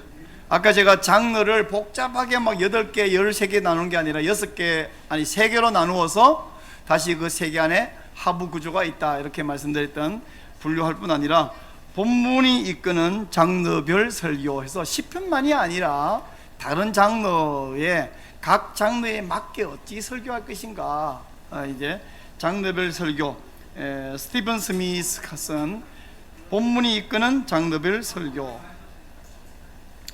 김대엽 교수, 임대부경 교수가 번역해놨는데, 본문이 이끄는 장르별 설교, 제가 다 열심히 보았고 필요 참고하고 있는 책들이. 또 하나는 제프리 아더스라는 분이 있어요. 제프리 아더스는, 이 책은 원래 제목이, 지금 한글 번역은요, 목사님 설교가 다양해졌어요 인데, 원래 제목은 Preaching with Variety, 다양성으로 설교하기라는 그런 원문 제목이에요. 그래서 요거는 장르별로 다르게 설교할 뿐 아니라 우리가 설교를 어떻게 다양하게 접근하고 설교할 것인가, 이런 이야기인데 여러분이 참고하시면 좋겠고요. 이 책을 저한테 와서 이거 사겠다 이러시면 안 되고, 이건 제 책이고 제가 낙서해 놓은 책이고, 낙서가 원책보다 더 중요한 거 아시죠? 여러분 서점에서 사시는, 그리고요, 이런 책을 사시는데 목사님들 가운데 돈이 남는 분 아무도 없잖아요, 그죠? 돈이 뭐 남는 분은 새 책 서점에 사세요. 근데 저 같은 경우는 돈을 조금씩 아껴서 책 한 권 더 사면 좋겠어요. 그래서 북프라이스라고 하는 사이트에, 제가 단톡방에 한번 올려드렸는데, 들어가면 그 중고 서적 비교 사이트가 있더라고. 중고 서점이 많아요. 근데 어떤 서점에는 좀 더 비싸게, 좀 더 싸게 팔고 이러기 때문에 가격, 책값 비교 사이트가 있어서 거기 들어가서 책 제목 치면요, 새 책은 얼마고 중고는 얼마인데 이렇게 쭉 떠요. 그리고 제일 싼 데 클릭하고 들어가서 사면 돼요. 그래서 북프라이스에 가서 사면 되는데, 이런 책 같은 경우는 2008년에 나온 책이거든요. 그러면 지금 이거 살려고 그러면 굉장히 싸게 살 수 있어요. 그리고 어떤 책은 한 번 보면 다시 안 보는 책들도 있고 해갖고, 책값이 뭐 어떤 애는 뭐 2,000원, 3,000원에 막 살 수 있는 책도 그러던데, 그렇게 이용하시면 좋겠고요.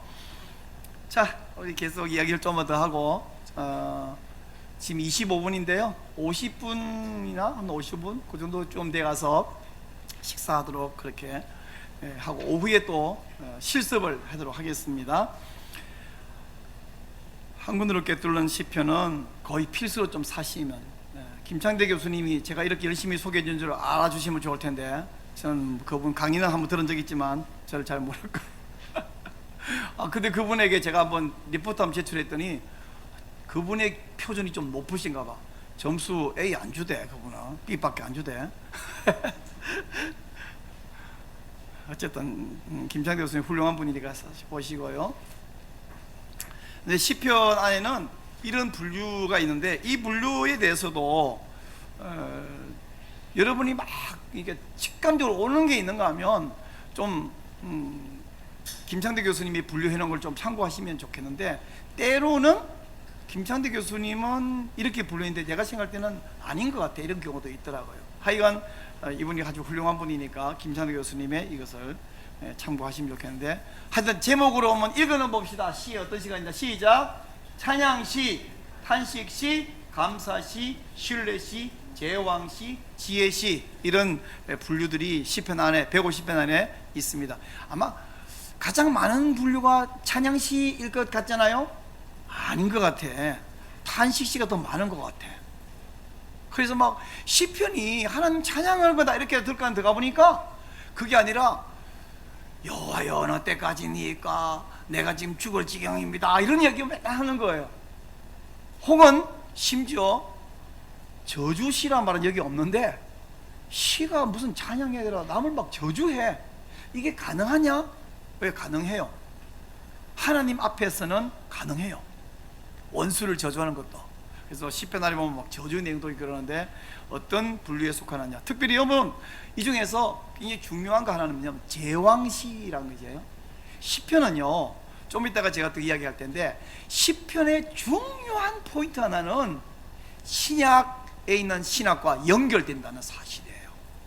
시편은 신약을 말하고 있는 부분인데 제왕시가 특별히 그러합니다. 자 여기까지만 하고 이제 마크 부타토 이분입니다. 마크 부타토는요 시편은 무슨 목적으로 기록되냐 그럴 때에 교훈을 위한 목적과 메시아를 고대하게 하는 거다라고 이야기해요. 이 메시아를 고대하게 한다는 것이 결국은 시편은 신약의 신학과 직결된다라는 이야기예요. 특별히 뭐 여러분 이런 거 떠오르시잖아요. 나의 하나님 나의 하나님 어찌하여 나를 멀리하며 나를 버리시나이까. 시편 22편 바로 예수님이 엘리 엘리 라마 사박다니 그대로 말씀하셨죠. 신약에 그대로 예수님에게 복음이 그대로 연결되는 시가 많은데 메시아를 고대하게 하는 것이 시편의 목적이라고 마크 부타토는 이야기를 합니다. 그리고 우리에게 이 시가 교훈을 준다 이렇게 이야기를 해요. 자 시편의 뭐 분류 뭐 형식 뭐 이야기인데 다 기억되기는 어려울 것이고 옛날에 배운 기억이 조금 나 이 정도 할 텐데 좀 더 구체적인 부분들은 좀 그 이야기를 다 하면 시간이 길어질 뿐 아니라 복잡해. 그러면 제가 좀 더 준비하면 길게 이야기할 수 있는데 여러분이 그때부터 최강희 목사 설교 세미나는 깊어 지루해 라고 생각할 거예요. 저는 그게 아주 싫어요. 머리가 쓱 좋지도 않은 내가 저랑 비슷한 분들을 모셔놓고 복잡하고 어려운 이야기 많이 하는 게 저는 싫어요. 제가 학교에서 교수에게 배울 때 교수님은 너무 높아서 올라갈 수도 없고 너무 깊어서 물을 기를 수도 없는 분 같이 느껴지는 거예요. 그분들은 너무 심오한 이야기 하는데 제가 우리 지도교수 저보다 우리 학교 4년 후배이신데 이분을 교수님으로 모시고 1년 2년 공부하면서 제 마음속에 늘 떠오르는 유행가 하나 있습니다. 그 유행가는 뭐냐면 그대 앞에만 서면 왜 나는 작아지는가. 왜 그 교수 앞에만 서면 나는 작아지. 한국말로 하는데 라틴어보다 어렵고 그분이 쓰는 글을 읽어도 무슨 말인지 모르겠고 진짜 어려워요. 그래서 2년 동안 고생하고 나니까 그분이 쓰는 문장이 이해가 되는 거야. 그 다음부터는 3학년 때는 1학년 후배들에게 이 교수님 하는 말이 무슨 말이냐면 하고 내가 설명할 수 있더라고요. 그가 제가 죽자 고생이니까 여러분도 고생을 시키면 여러분은 박사학위 과정의 목사님들이 아니니까 다음 주에 안 와버려. 전 그거 원치 않고 재밌는 이야기만 할게요. 쉬운 이야기하고 너무 어려운 이야기를 관심 있는 분은 제게 오세요. 그리고 이 책 소개되니까 책 읽으시면 돼요. 여기까지만 이야기하고 이제는 본격적으로 시편 설교법 이야기를 좀 할 겁니다. 시편 설교법은요 제프리 아더스 박사가 한 시편 설교법이 있고요, 스티븐 스미스 박사가 설명한 시편 설교법이 있고요, 마크 부타토가 박사가 말한 시편 설교법이 있어요. 그 설교법은 제가 지금 여러분에게 소개해서 여러분이 구입해 가신 그 복사물 안에 보면 간단하게 해놓고 복잡하고 자세한 이야기 하고 싶은 분들은 여기 보면 됩니다. 마크 부타토 또 여기 제프리 아더스 또 뭐 스미스 보면 돼요. 근데 스티븐 스미스나 제프리 아더스나 마크 부타토의 방법들보다 오늘은 최강희가 말하는 시편 설교법을 소개해 드리려고 합니다. 그러면 제가 말하는 시편 설교법은 뭐냐면 4단계가 필요해요. 4단계. 첫째 단계는 뭐냐면 본문 읽기. 목사님 본문 읽으면 되지 뭘 그걸. 두 번째는 질문하기. 세 번째는 원고 작성하기, 네 번째는 전달 준비하기인데, 본문 읽기 이야기부터 좀 할게요. 본문 읽기에 가장 중요한 거 뭐냐면 이겁니다. 주석부터 보지 마세요. 제가 말한 김창대 교수님 책부터 볼까요? 아니, 그것도 보지 마세요. 뭐부터 해야 되냐? 본문을 읽어야 돼. 제가 설교를 하면 설교 전문을 제 카페에 올리고, 제가 한 7, 8년치가 카페에 다 올려져 있습니다. 전문이 모든 설교가 다 올려요. 근데 이 카페에 있는 것을 링크 잡아가지고 뭐 카톡으로 보내주기도 하고 페이스북에도 올려놓기도 하고 이렇게 하는데, 제가 잘 모르는 어떤 목사님이 전화가 왔어요. 목사님, 설교에 많이 도움을 받고 있는데 목사님은 무슨 주석 보십니까? 예? 저 성경책 보는데요. 아니, 그러지 말고 무슨 책 보시는지 좀 알려주시면 좋겠어요. 그런 아이디어 힌트가 어디 나오냐? 그 성경 읽어서 나오는데요. 그지 뭐 알려좀 달라고 혼자 말지 말고, 제가 진심으로 하는 말인데 어떤 주석에 있는 이야기를 참고해서 쓴 것이 아니거든요. 주석보다 먼저 성경 본문, 한글로 된 성경, 히브리어 말고 헬라어 말고 그걸 반복해서 읽을 때에 그 아이디어가 떠오르지 않습니까? 그러니까 주석부터 봐버리면 사실 남의 설교집을 뺏기는 거 죄냐 아니냐를 따지기보다 풍성할 수 있겠지만 그건 나중에 참고로 보는 것이지, 그거부터 봐버리면 하나님 말씀을 전하는 것이 아니라 남의 설교를 전하는 것입니다. 그럼 주석 칼빈의 글 전하는 것이 아니라, 이 본문 어떻게 쓰게 나가느냐 할 때에 칼빈 이렇게 보내. 야곱이 가족들을 다 떠나보내고 야복강 나루터에 혼자 남았는 것을 칼빈은 말해요. 여차하면 지 혼자 살아 도망가려고 남았냐? 아니다, 기도하려고 남았다. 이렇게 칼빈이 해석해 놨거든요. 그러면 여러분, 야곱이 왜 혼자 남았을까요? 혼자 도망가려고 남았을까요? 칼빈은 이렇게 말합니다. 이렇게 말해서 이 말에 내 해석의 권위를 좀 부여할 수도 있겠죠. 그러나 나중에 보는 것이, 처음부터 이 주석을 이만큼 쌓아놓고 이것저것 다 보면, 그보다 먼저 주석집 보지 말고 본문부터 봐야, 특별히 시편은 느낌부터 받아야 되거든요. 느낌부터. 그래서 시편을 읽는데, 내가 읽는데 어떻게 읽으면 시편을 잘 읽냐는 이야기를 지금부터 제가 좀 할 텐데, 본문 읽는 방법이 이래요. 첫째는요, 시편은 특별히 소리를 냈어요. 여러분, 이 제프리 아더스가 한 2, 3년 전에 우리나라에도 왔었는데, 이분이 성경을 소리 내어서 읽어야 되는 중요성에 대해서 1시간 내내 강의를 하신 분이거든요.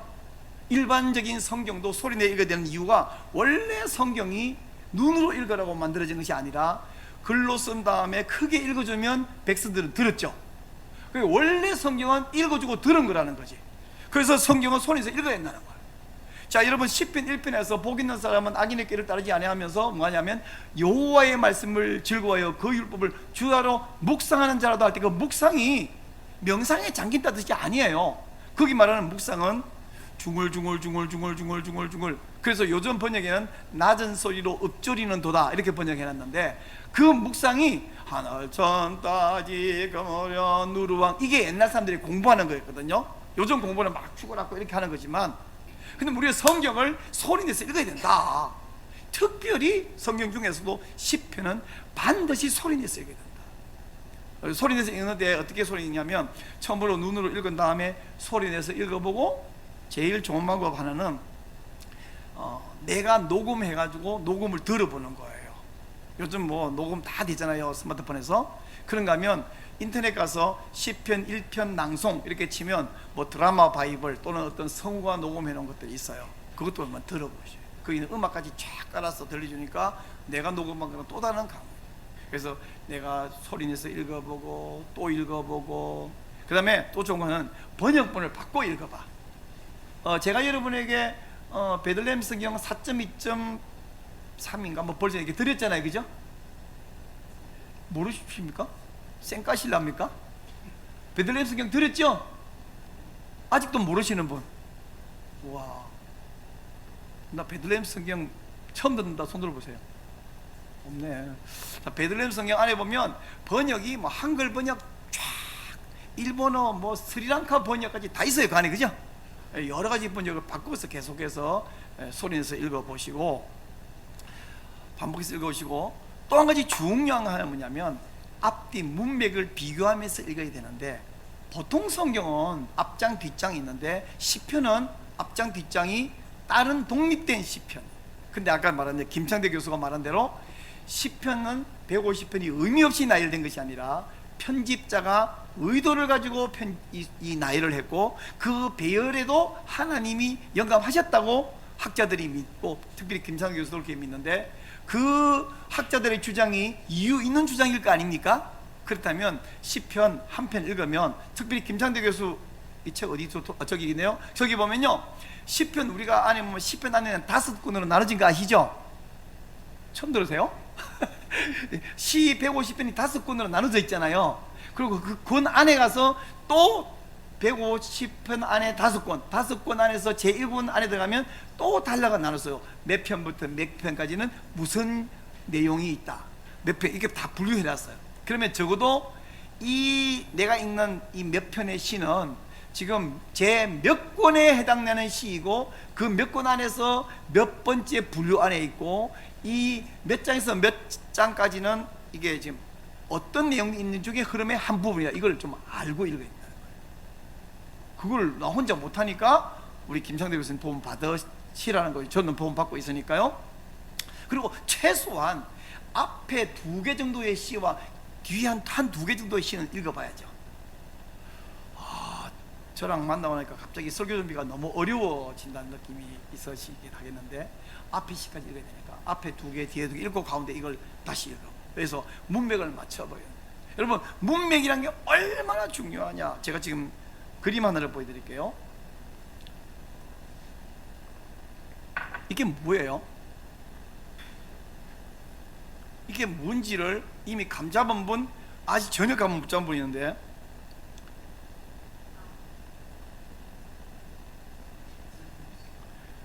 자, 이러고 나서 다시 이러면 이제 알겠죠? 이러면 이제 알겠죠? 그래서 지금 요거를 보는데 요것만 보면 안 되고, 이걸 다 보고 나서 다시 이걸 봐야 된다 이 말이에요. 요거만 딸랑 봐갖고는 아는 사람 있는가 하면, 모르는 사람은 죽었다 해도 모르겠어. 저게 뭐지? 글씨인지 그림인지 기호인지 낙서인지. 근데 전체를 보니까 절대로 낙서 아니고 아름다운 글씨의 한 부분이네요. 마찬가지로 이 앞뒤 문맥이란 게 그렇게 중요하다. 근데 시를 읽을 때 여기만 딱 두고 파는 것이 아니라 앞뒤 문맥 읽고 나서, 이 흐름에 요거네. 이렇게 생선 회 먹으러 갔을 때 무조건 다 생선 이렇게 다 먹는 게 아니라, 이건 광어야, 이건 방어이고, 이건 숭어야. 식감이 이렇게 다르잖아. 색깔도 빨갛지. 생선을 먹을 때는 뭐부터 먹어야 되냐면 흰살 생선부터 와사비 간장에 찍어서 먹고, 붉은살 생선은 좀 이따 먹어야 돼. 왜? 맛이 좀 더 자극적이니까. 자극적인 게 먼저 먹으면 맛이 없잖아. 그리고 이거는 초장에 이렇게 찍어 먹고, 그리고 먹다가 좀 이따가 밥에다가 올려서 초밥으로 먹고, 그 다음에는 야채 썰어서 얼음에 넣어가지고, 권준호 목사님, 물회로 먹어야 되지, 그죠? 물회로 먹어야 돼. 거기다가 물회 그냥 먹다가 밥을 말아서 먹어봐. 이 맛이 다 다르잖아요. 그렇게 먹어야지. 그냥 처음 따오니까 상추 위에다가 그 맛있는 회를 올리고는 초장 푹 퍼가지고 이렇게 해서 안 먹으면 뭘 먹는지 어떻게 알아. 좀 품위 있게 먹어야 돼. 자, 이게 어느 생선에 무슨 부위인지 좀 알면요, 맛은 똑같은 게 아니고 맛이 달라져요. 우리 설교를 좀 맛깔나게 하고 싶잖아요. 우리가 그러려고 모이셨잖아요.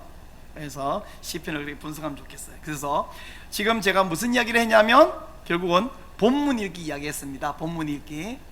이런 식으로 시편 읽고 나면요, 다른 거 안 해도 벌써 시가 확 내 안으로 들어와.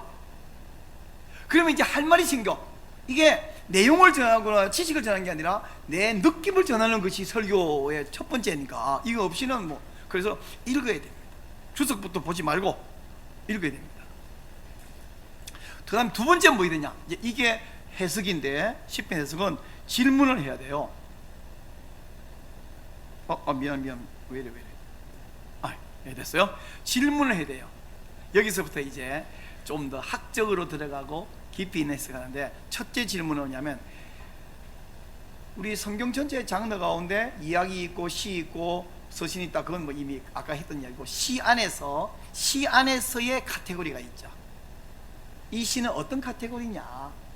탄식시냐, 감사, 찬양, 혹은 제왕, 뭐 다르잖아요. 신뢰시. 그래서 지금 이거 왜 해야 되냐면, 시인이 어떤 감정, 느낌을 갖고 있는지를 알아야 되는데, 아까 했던 것처럼 시인이 지금 무슨 감정, 슬픈지 기쁜지 관계없이 막 글자 하나 가지고 분석을 들어가면 안 된다는 말씀이에요. 그죠?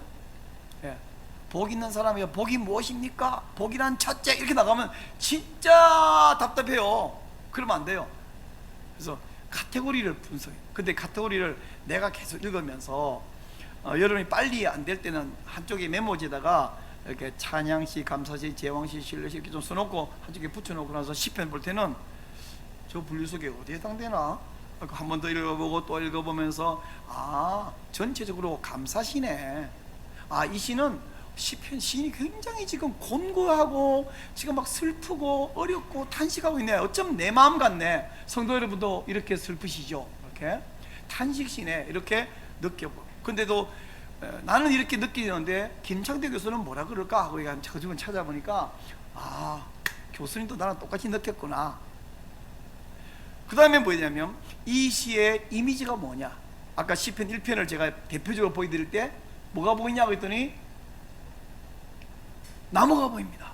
어떤 나무요? 물가에 심긴 나무가요. 그리고 열매가 달렸네요. 이렇게. 또 뭐가 보입니까? 바람이 나는 겨가 보입니다. 여기처럼. 근데 이미지가 무엇인가? 어떤 이미지가 보이면 어떤 느낌이 오느냐. 그 다음에 또 하나는, 이 시는 어떤 패턴을 사용했느냐. A, B, C, D, A-B, C- 이렇게 써요.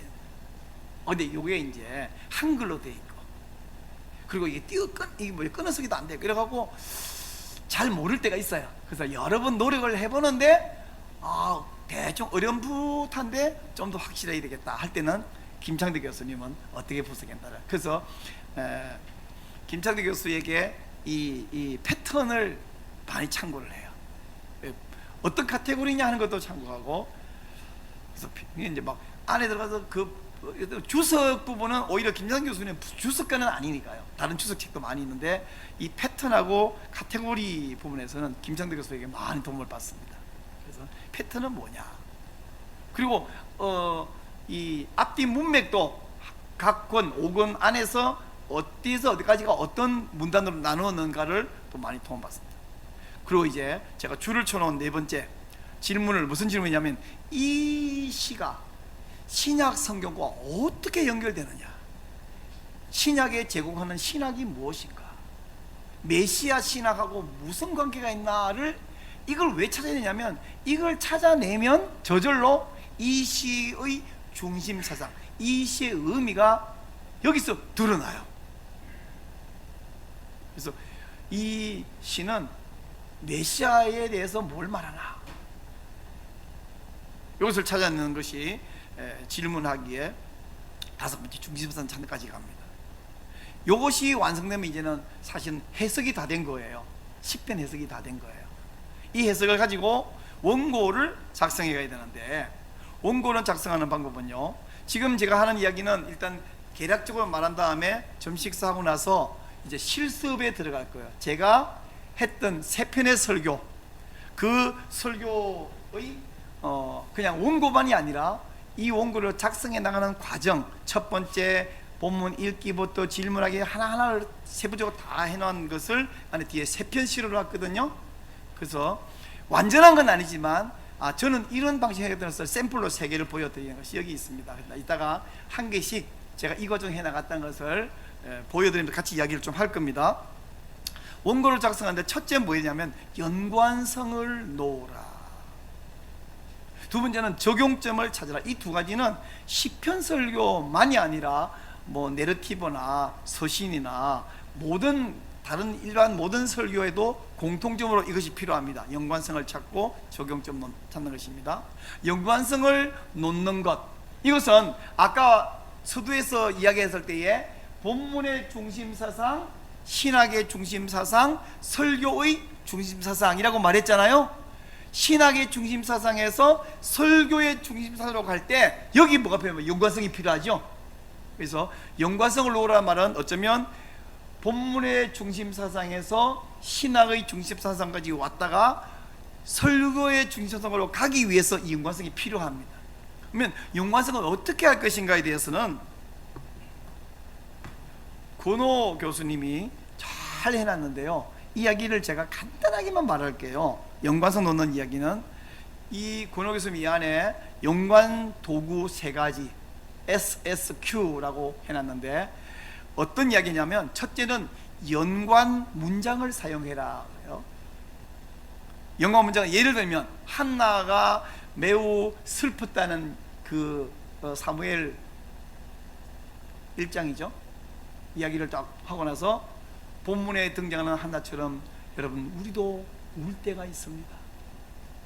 그러면 성도들 마음속에 자기의 슬펐던 상황들을 떠올리면서 두 번째는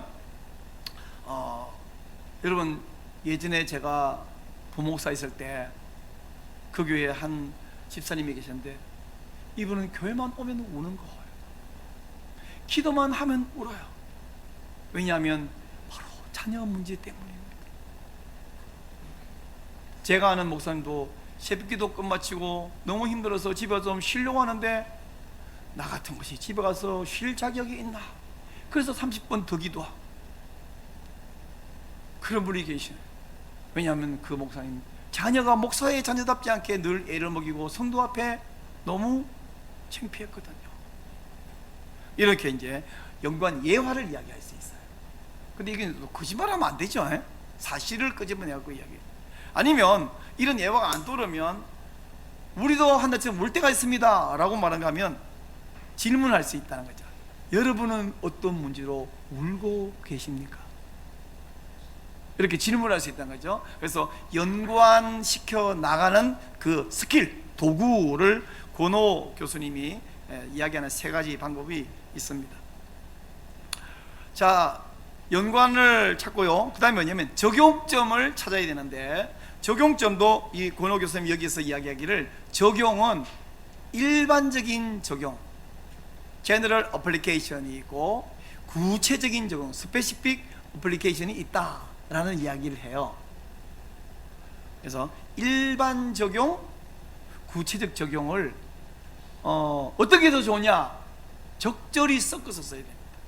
맨날 일반 적용만 하면 두루뭉실하게 적용해서 좋은 말이네, 그렇게 하면 되겠네, 그리고 끝. 근데 너무 구체적 적용을 계속 들이대면 너무 부담스럽다는 거예요. 너무 부담스러워서 질려. 그래서 일반 적용하고 예를 들면 구체적 적용을 딱 집어넣고 또 일반 적용하고 구체적이고 이렇게 해서 적절히 섞고, 적절이라고 하는 것은 목사님마다, 청중마다, 교회 상황마다 달라서 누가 정해주는 건 아니고 적절히 지혜롭게 상황 봐가면서, 목사님들 그 정도 지혜는 다 있으시니까요. 적용점을 찾아라. 그리고 시편 설교의 만큼은 감정적인 아웃라인을 창조하라. 이야기는 제가 실습 때 보여드리면서 이야기를 할게요. 감정적 아웃라인. 그리고 마지막에 해야 되는 이제 어떻게 설교를 진행할 것인지 설교의 개요를 작성한 다음에 교회에 맞추어서 원고를 작성해 나가라 하는 이야기입니다. 그래서 개요를 작성해라. 이제 마지막으로 본문 개요까지 만들어 놓은 다음에 원고를 작성하기 전에 이 작업을 하고 나서 이제 원고 작성해서 완성하면 되는데요. 전달을 준비하기 위해서 첫째는 추상적인 용어 쓰지 말고 구체적인 용어를 써라. 특별히 시편 설교에서 그렇다는 거예요. 왜냐하면 시편은 굉장히 우리의 감정을 터치하는 부분인데 추상적인 용어와 구체적인 용어를 예를 좀 들면 이래요. 자, 여러분 배를 타고 이러지 말고 요트를 타고 하면 배와 요트가 다르잖아요. 요트 그러면 또는 산뜻한 이미지가 있죠. 그런가 하면 배를 타고 개울로 구설하는 게 아니라 뭘 타고요? 개울은 카누를 타고. 다르죠? 그 좁은 카누, 그 이 숲이 참 우진 사이에 카누가 샥 미끄러져가는 느낌이 오잖아요. 배와 느낌이 다르잖아요. 그런가 하면 예인선, 이건 또 전혀 다른 느낌이죠. 또 다른 예를 들면 자동차를 타고, 이 자동차는 우리가 흔히 타는 목사님들이 많이 끌고 다니는 스타렉스 승합차가 있는가 하면 창세기 이건 또 다르잖아요. 네. 그래서 그런가 하면 외제차 이러지 말고 도요타 여기 또 다르죠. 그래서 좀 더 구체적인 용어를 써서 사람들 속에 여러분 그냥 차보다는 스타렉스 감이 확 달라져요. 제니시스 이거 더 달라져. 이제 예를 그냥 든 겁니다. 그래서 좀 더 구체적인 언어를 선택하도록 해라. 그 다음에 또 하나는 원고 작성하기 전에 뭐 해야 되냐 그러면 대꾸법을 개발을 해요. 왜? 시 안에는 대꾸법이 많이 나오죠. 그래서 우리도 말을 전할 때에 같은 문장을 표현을 바꾸어서 하는데 똑같은 말을 지겹게 하는 것이 아니라 와 어쩜 저렇게 맛깔나게 같은 말을 저렇게 살짝 바꾸니까 훨씬 맛깔나네. 요게 한술 밥에는 배가 안 부르고요, 이렇게 하면 좋겠다는 생각을 가지고 연습하면 어느새 내가 조금 나아진 것이 보여요. 그렇게 조금 나은 것이 수년 가면 확 나아진 것이 나중에 보이는데, 그래서 대꾸법을 개발하는 방법은 뭐냐면 핵심적인 문장, 설교의 중차상을 혹은 중간에 흘러나가는 설명의 그 중심되는 문장을, 이 똑같은 문장을 표현을 바꾸서 써봐. 히브리인들이 잘하듯이 그렇게 대꾸법을 한번 개발하고요. 그런가 하면 시를 설교하잖아요. 그래서 음악적인 요소를 가미해서, 음악적 요소를 가미하는 방법 많죠. 설교의 배경음악을 까는 방법도 하나 있습니다. 내가 중간에 노래 일부를 부르는 방법도 있어요. 제가 좀 전에는 찬송가는 아니지만 그냥 강의 시간이니까 그대 앞에만 서면 왜 나는 작아지는가, 이걸 저는 그 교수님 앞에 가면 내가 작아지는 느낌이 들었어요 하는 거하고 그대 앞에만 서면 좀 다르지 않습니까? 뭐 그게 얼마나 효과 있다고 느낄지는 모르겠지만 저는 음악적인 요소를 시편 설교에 가미해봐라. 좀 전에 우리 황은홍 목사님 시 낭송할 때 그냥 한 거하고 아까 그 음악 깔아놓고 한 건 다르죠. 그래서 음악적 요소를 여러분의 지혜대로, 제주대로 가미로 한번 해보시면 좋겠고요. 그리고 목소리와 제스처를 사용합니다. 어떤 분은 천성적으로 졸리게 말씀하는 분, 어떤 분은 한번 뜨면 내려오지 않는 분, 어떤 분은 너무 빠른 분, 어떤 분은 너무 느린 분, 뭐 어떤 분은 목소리가 너무 작은 분, 어떤 분은 너무 시끄러운 분, 다양한데 어쨌든 어느 것이 정답이냐 보다 여러 사람이 듣고 평해 줄 필요가 있지만 하여간 고저장단, 빠르기, 소리의 볼륨, 이것들을 잘 사용할 뿐 아니라 딱 이렇게 손을 딱 짚고 꼼짝 않고 강의나 설교하는 것과 정신없이 다니는 것 둘 중에서 매우 적절하게 손도 쓰고, 여러분 설교 녹화해 놓은 다음에 빨리 돌려서 보시면 내 손 동작이 요것밖에 안 하는 것이 보여요. 요것밖에. 어떤 분은 내가 계속 이런 분이 있고 고개를 한번 들었다가 성도들이 집에 안 가고 남아있나 확인하고 다시 계속 문구를 보고 있어. 한참 보다가 아직도 성도들이 듣고 있나 싶어. 그건 농담이지만 어쨌든 계속 내가 어떤 행동으로 설교를 하는가 한번 확인해 보시고요.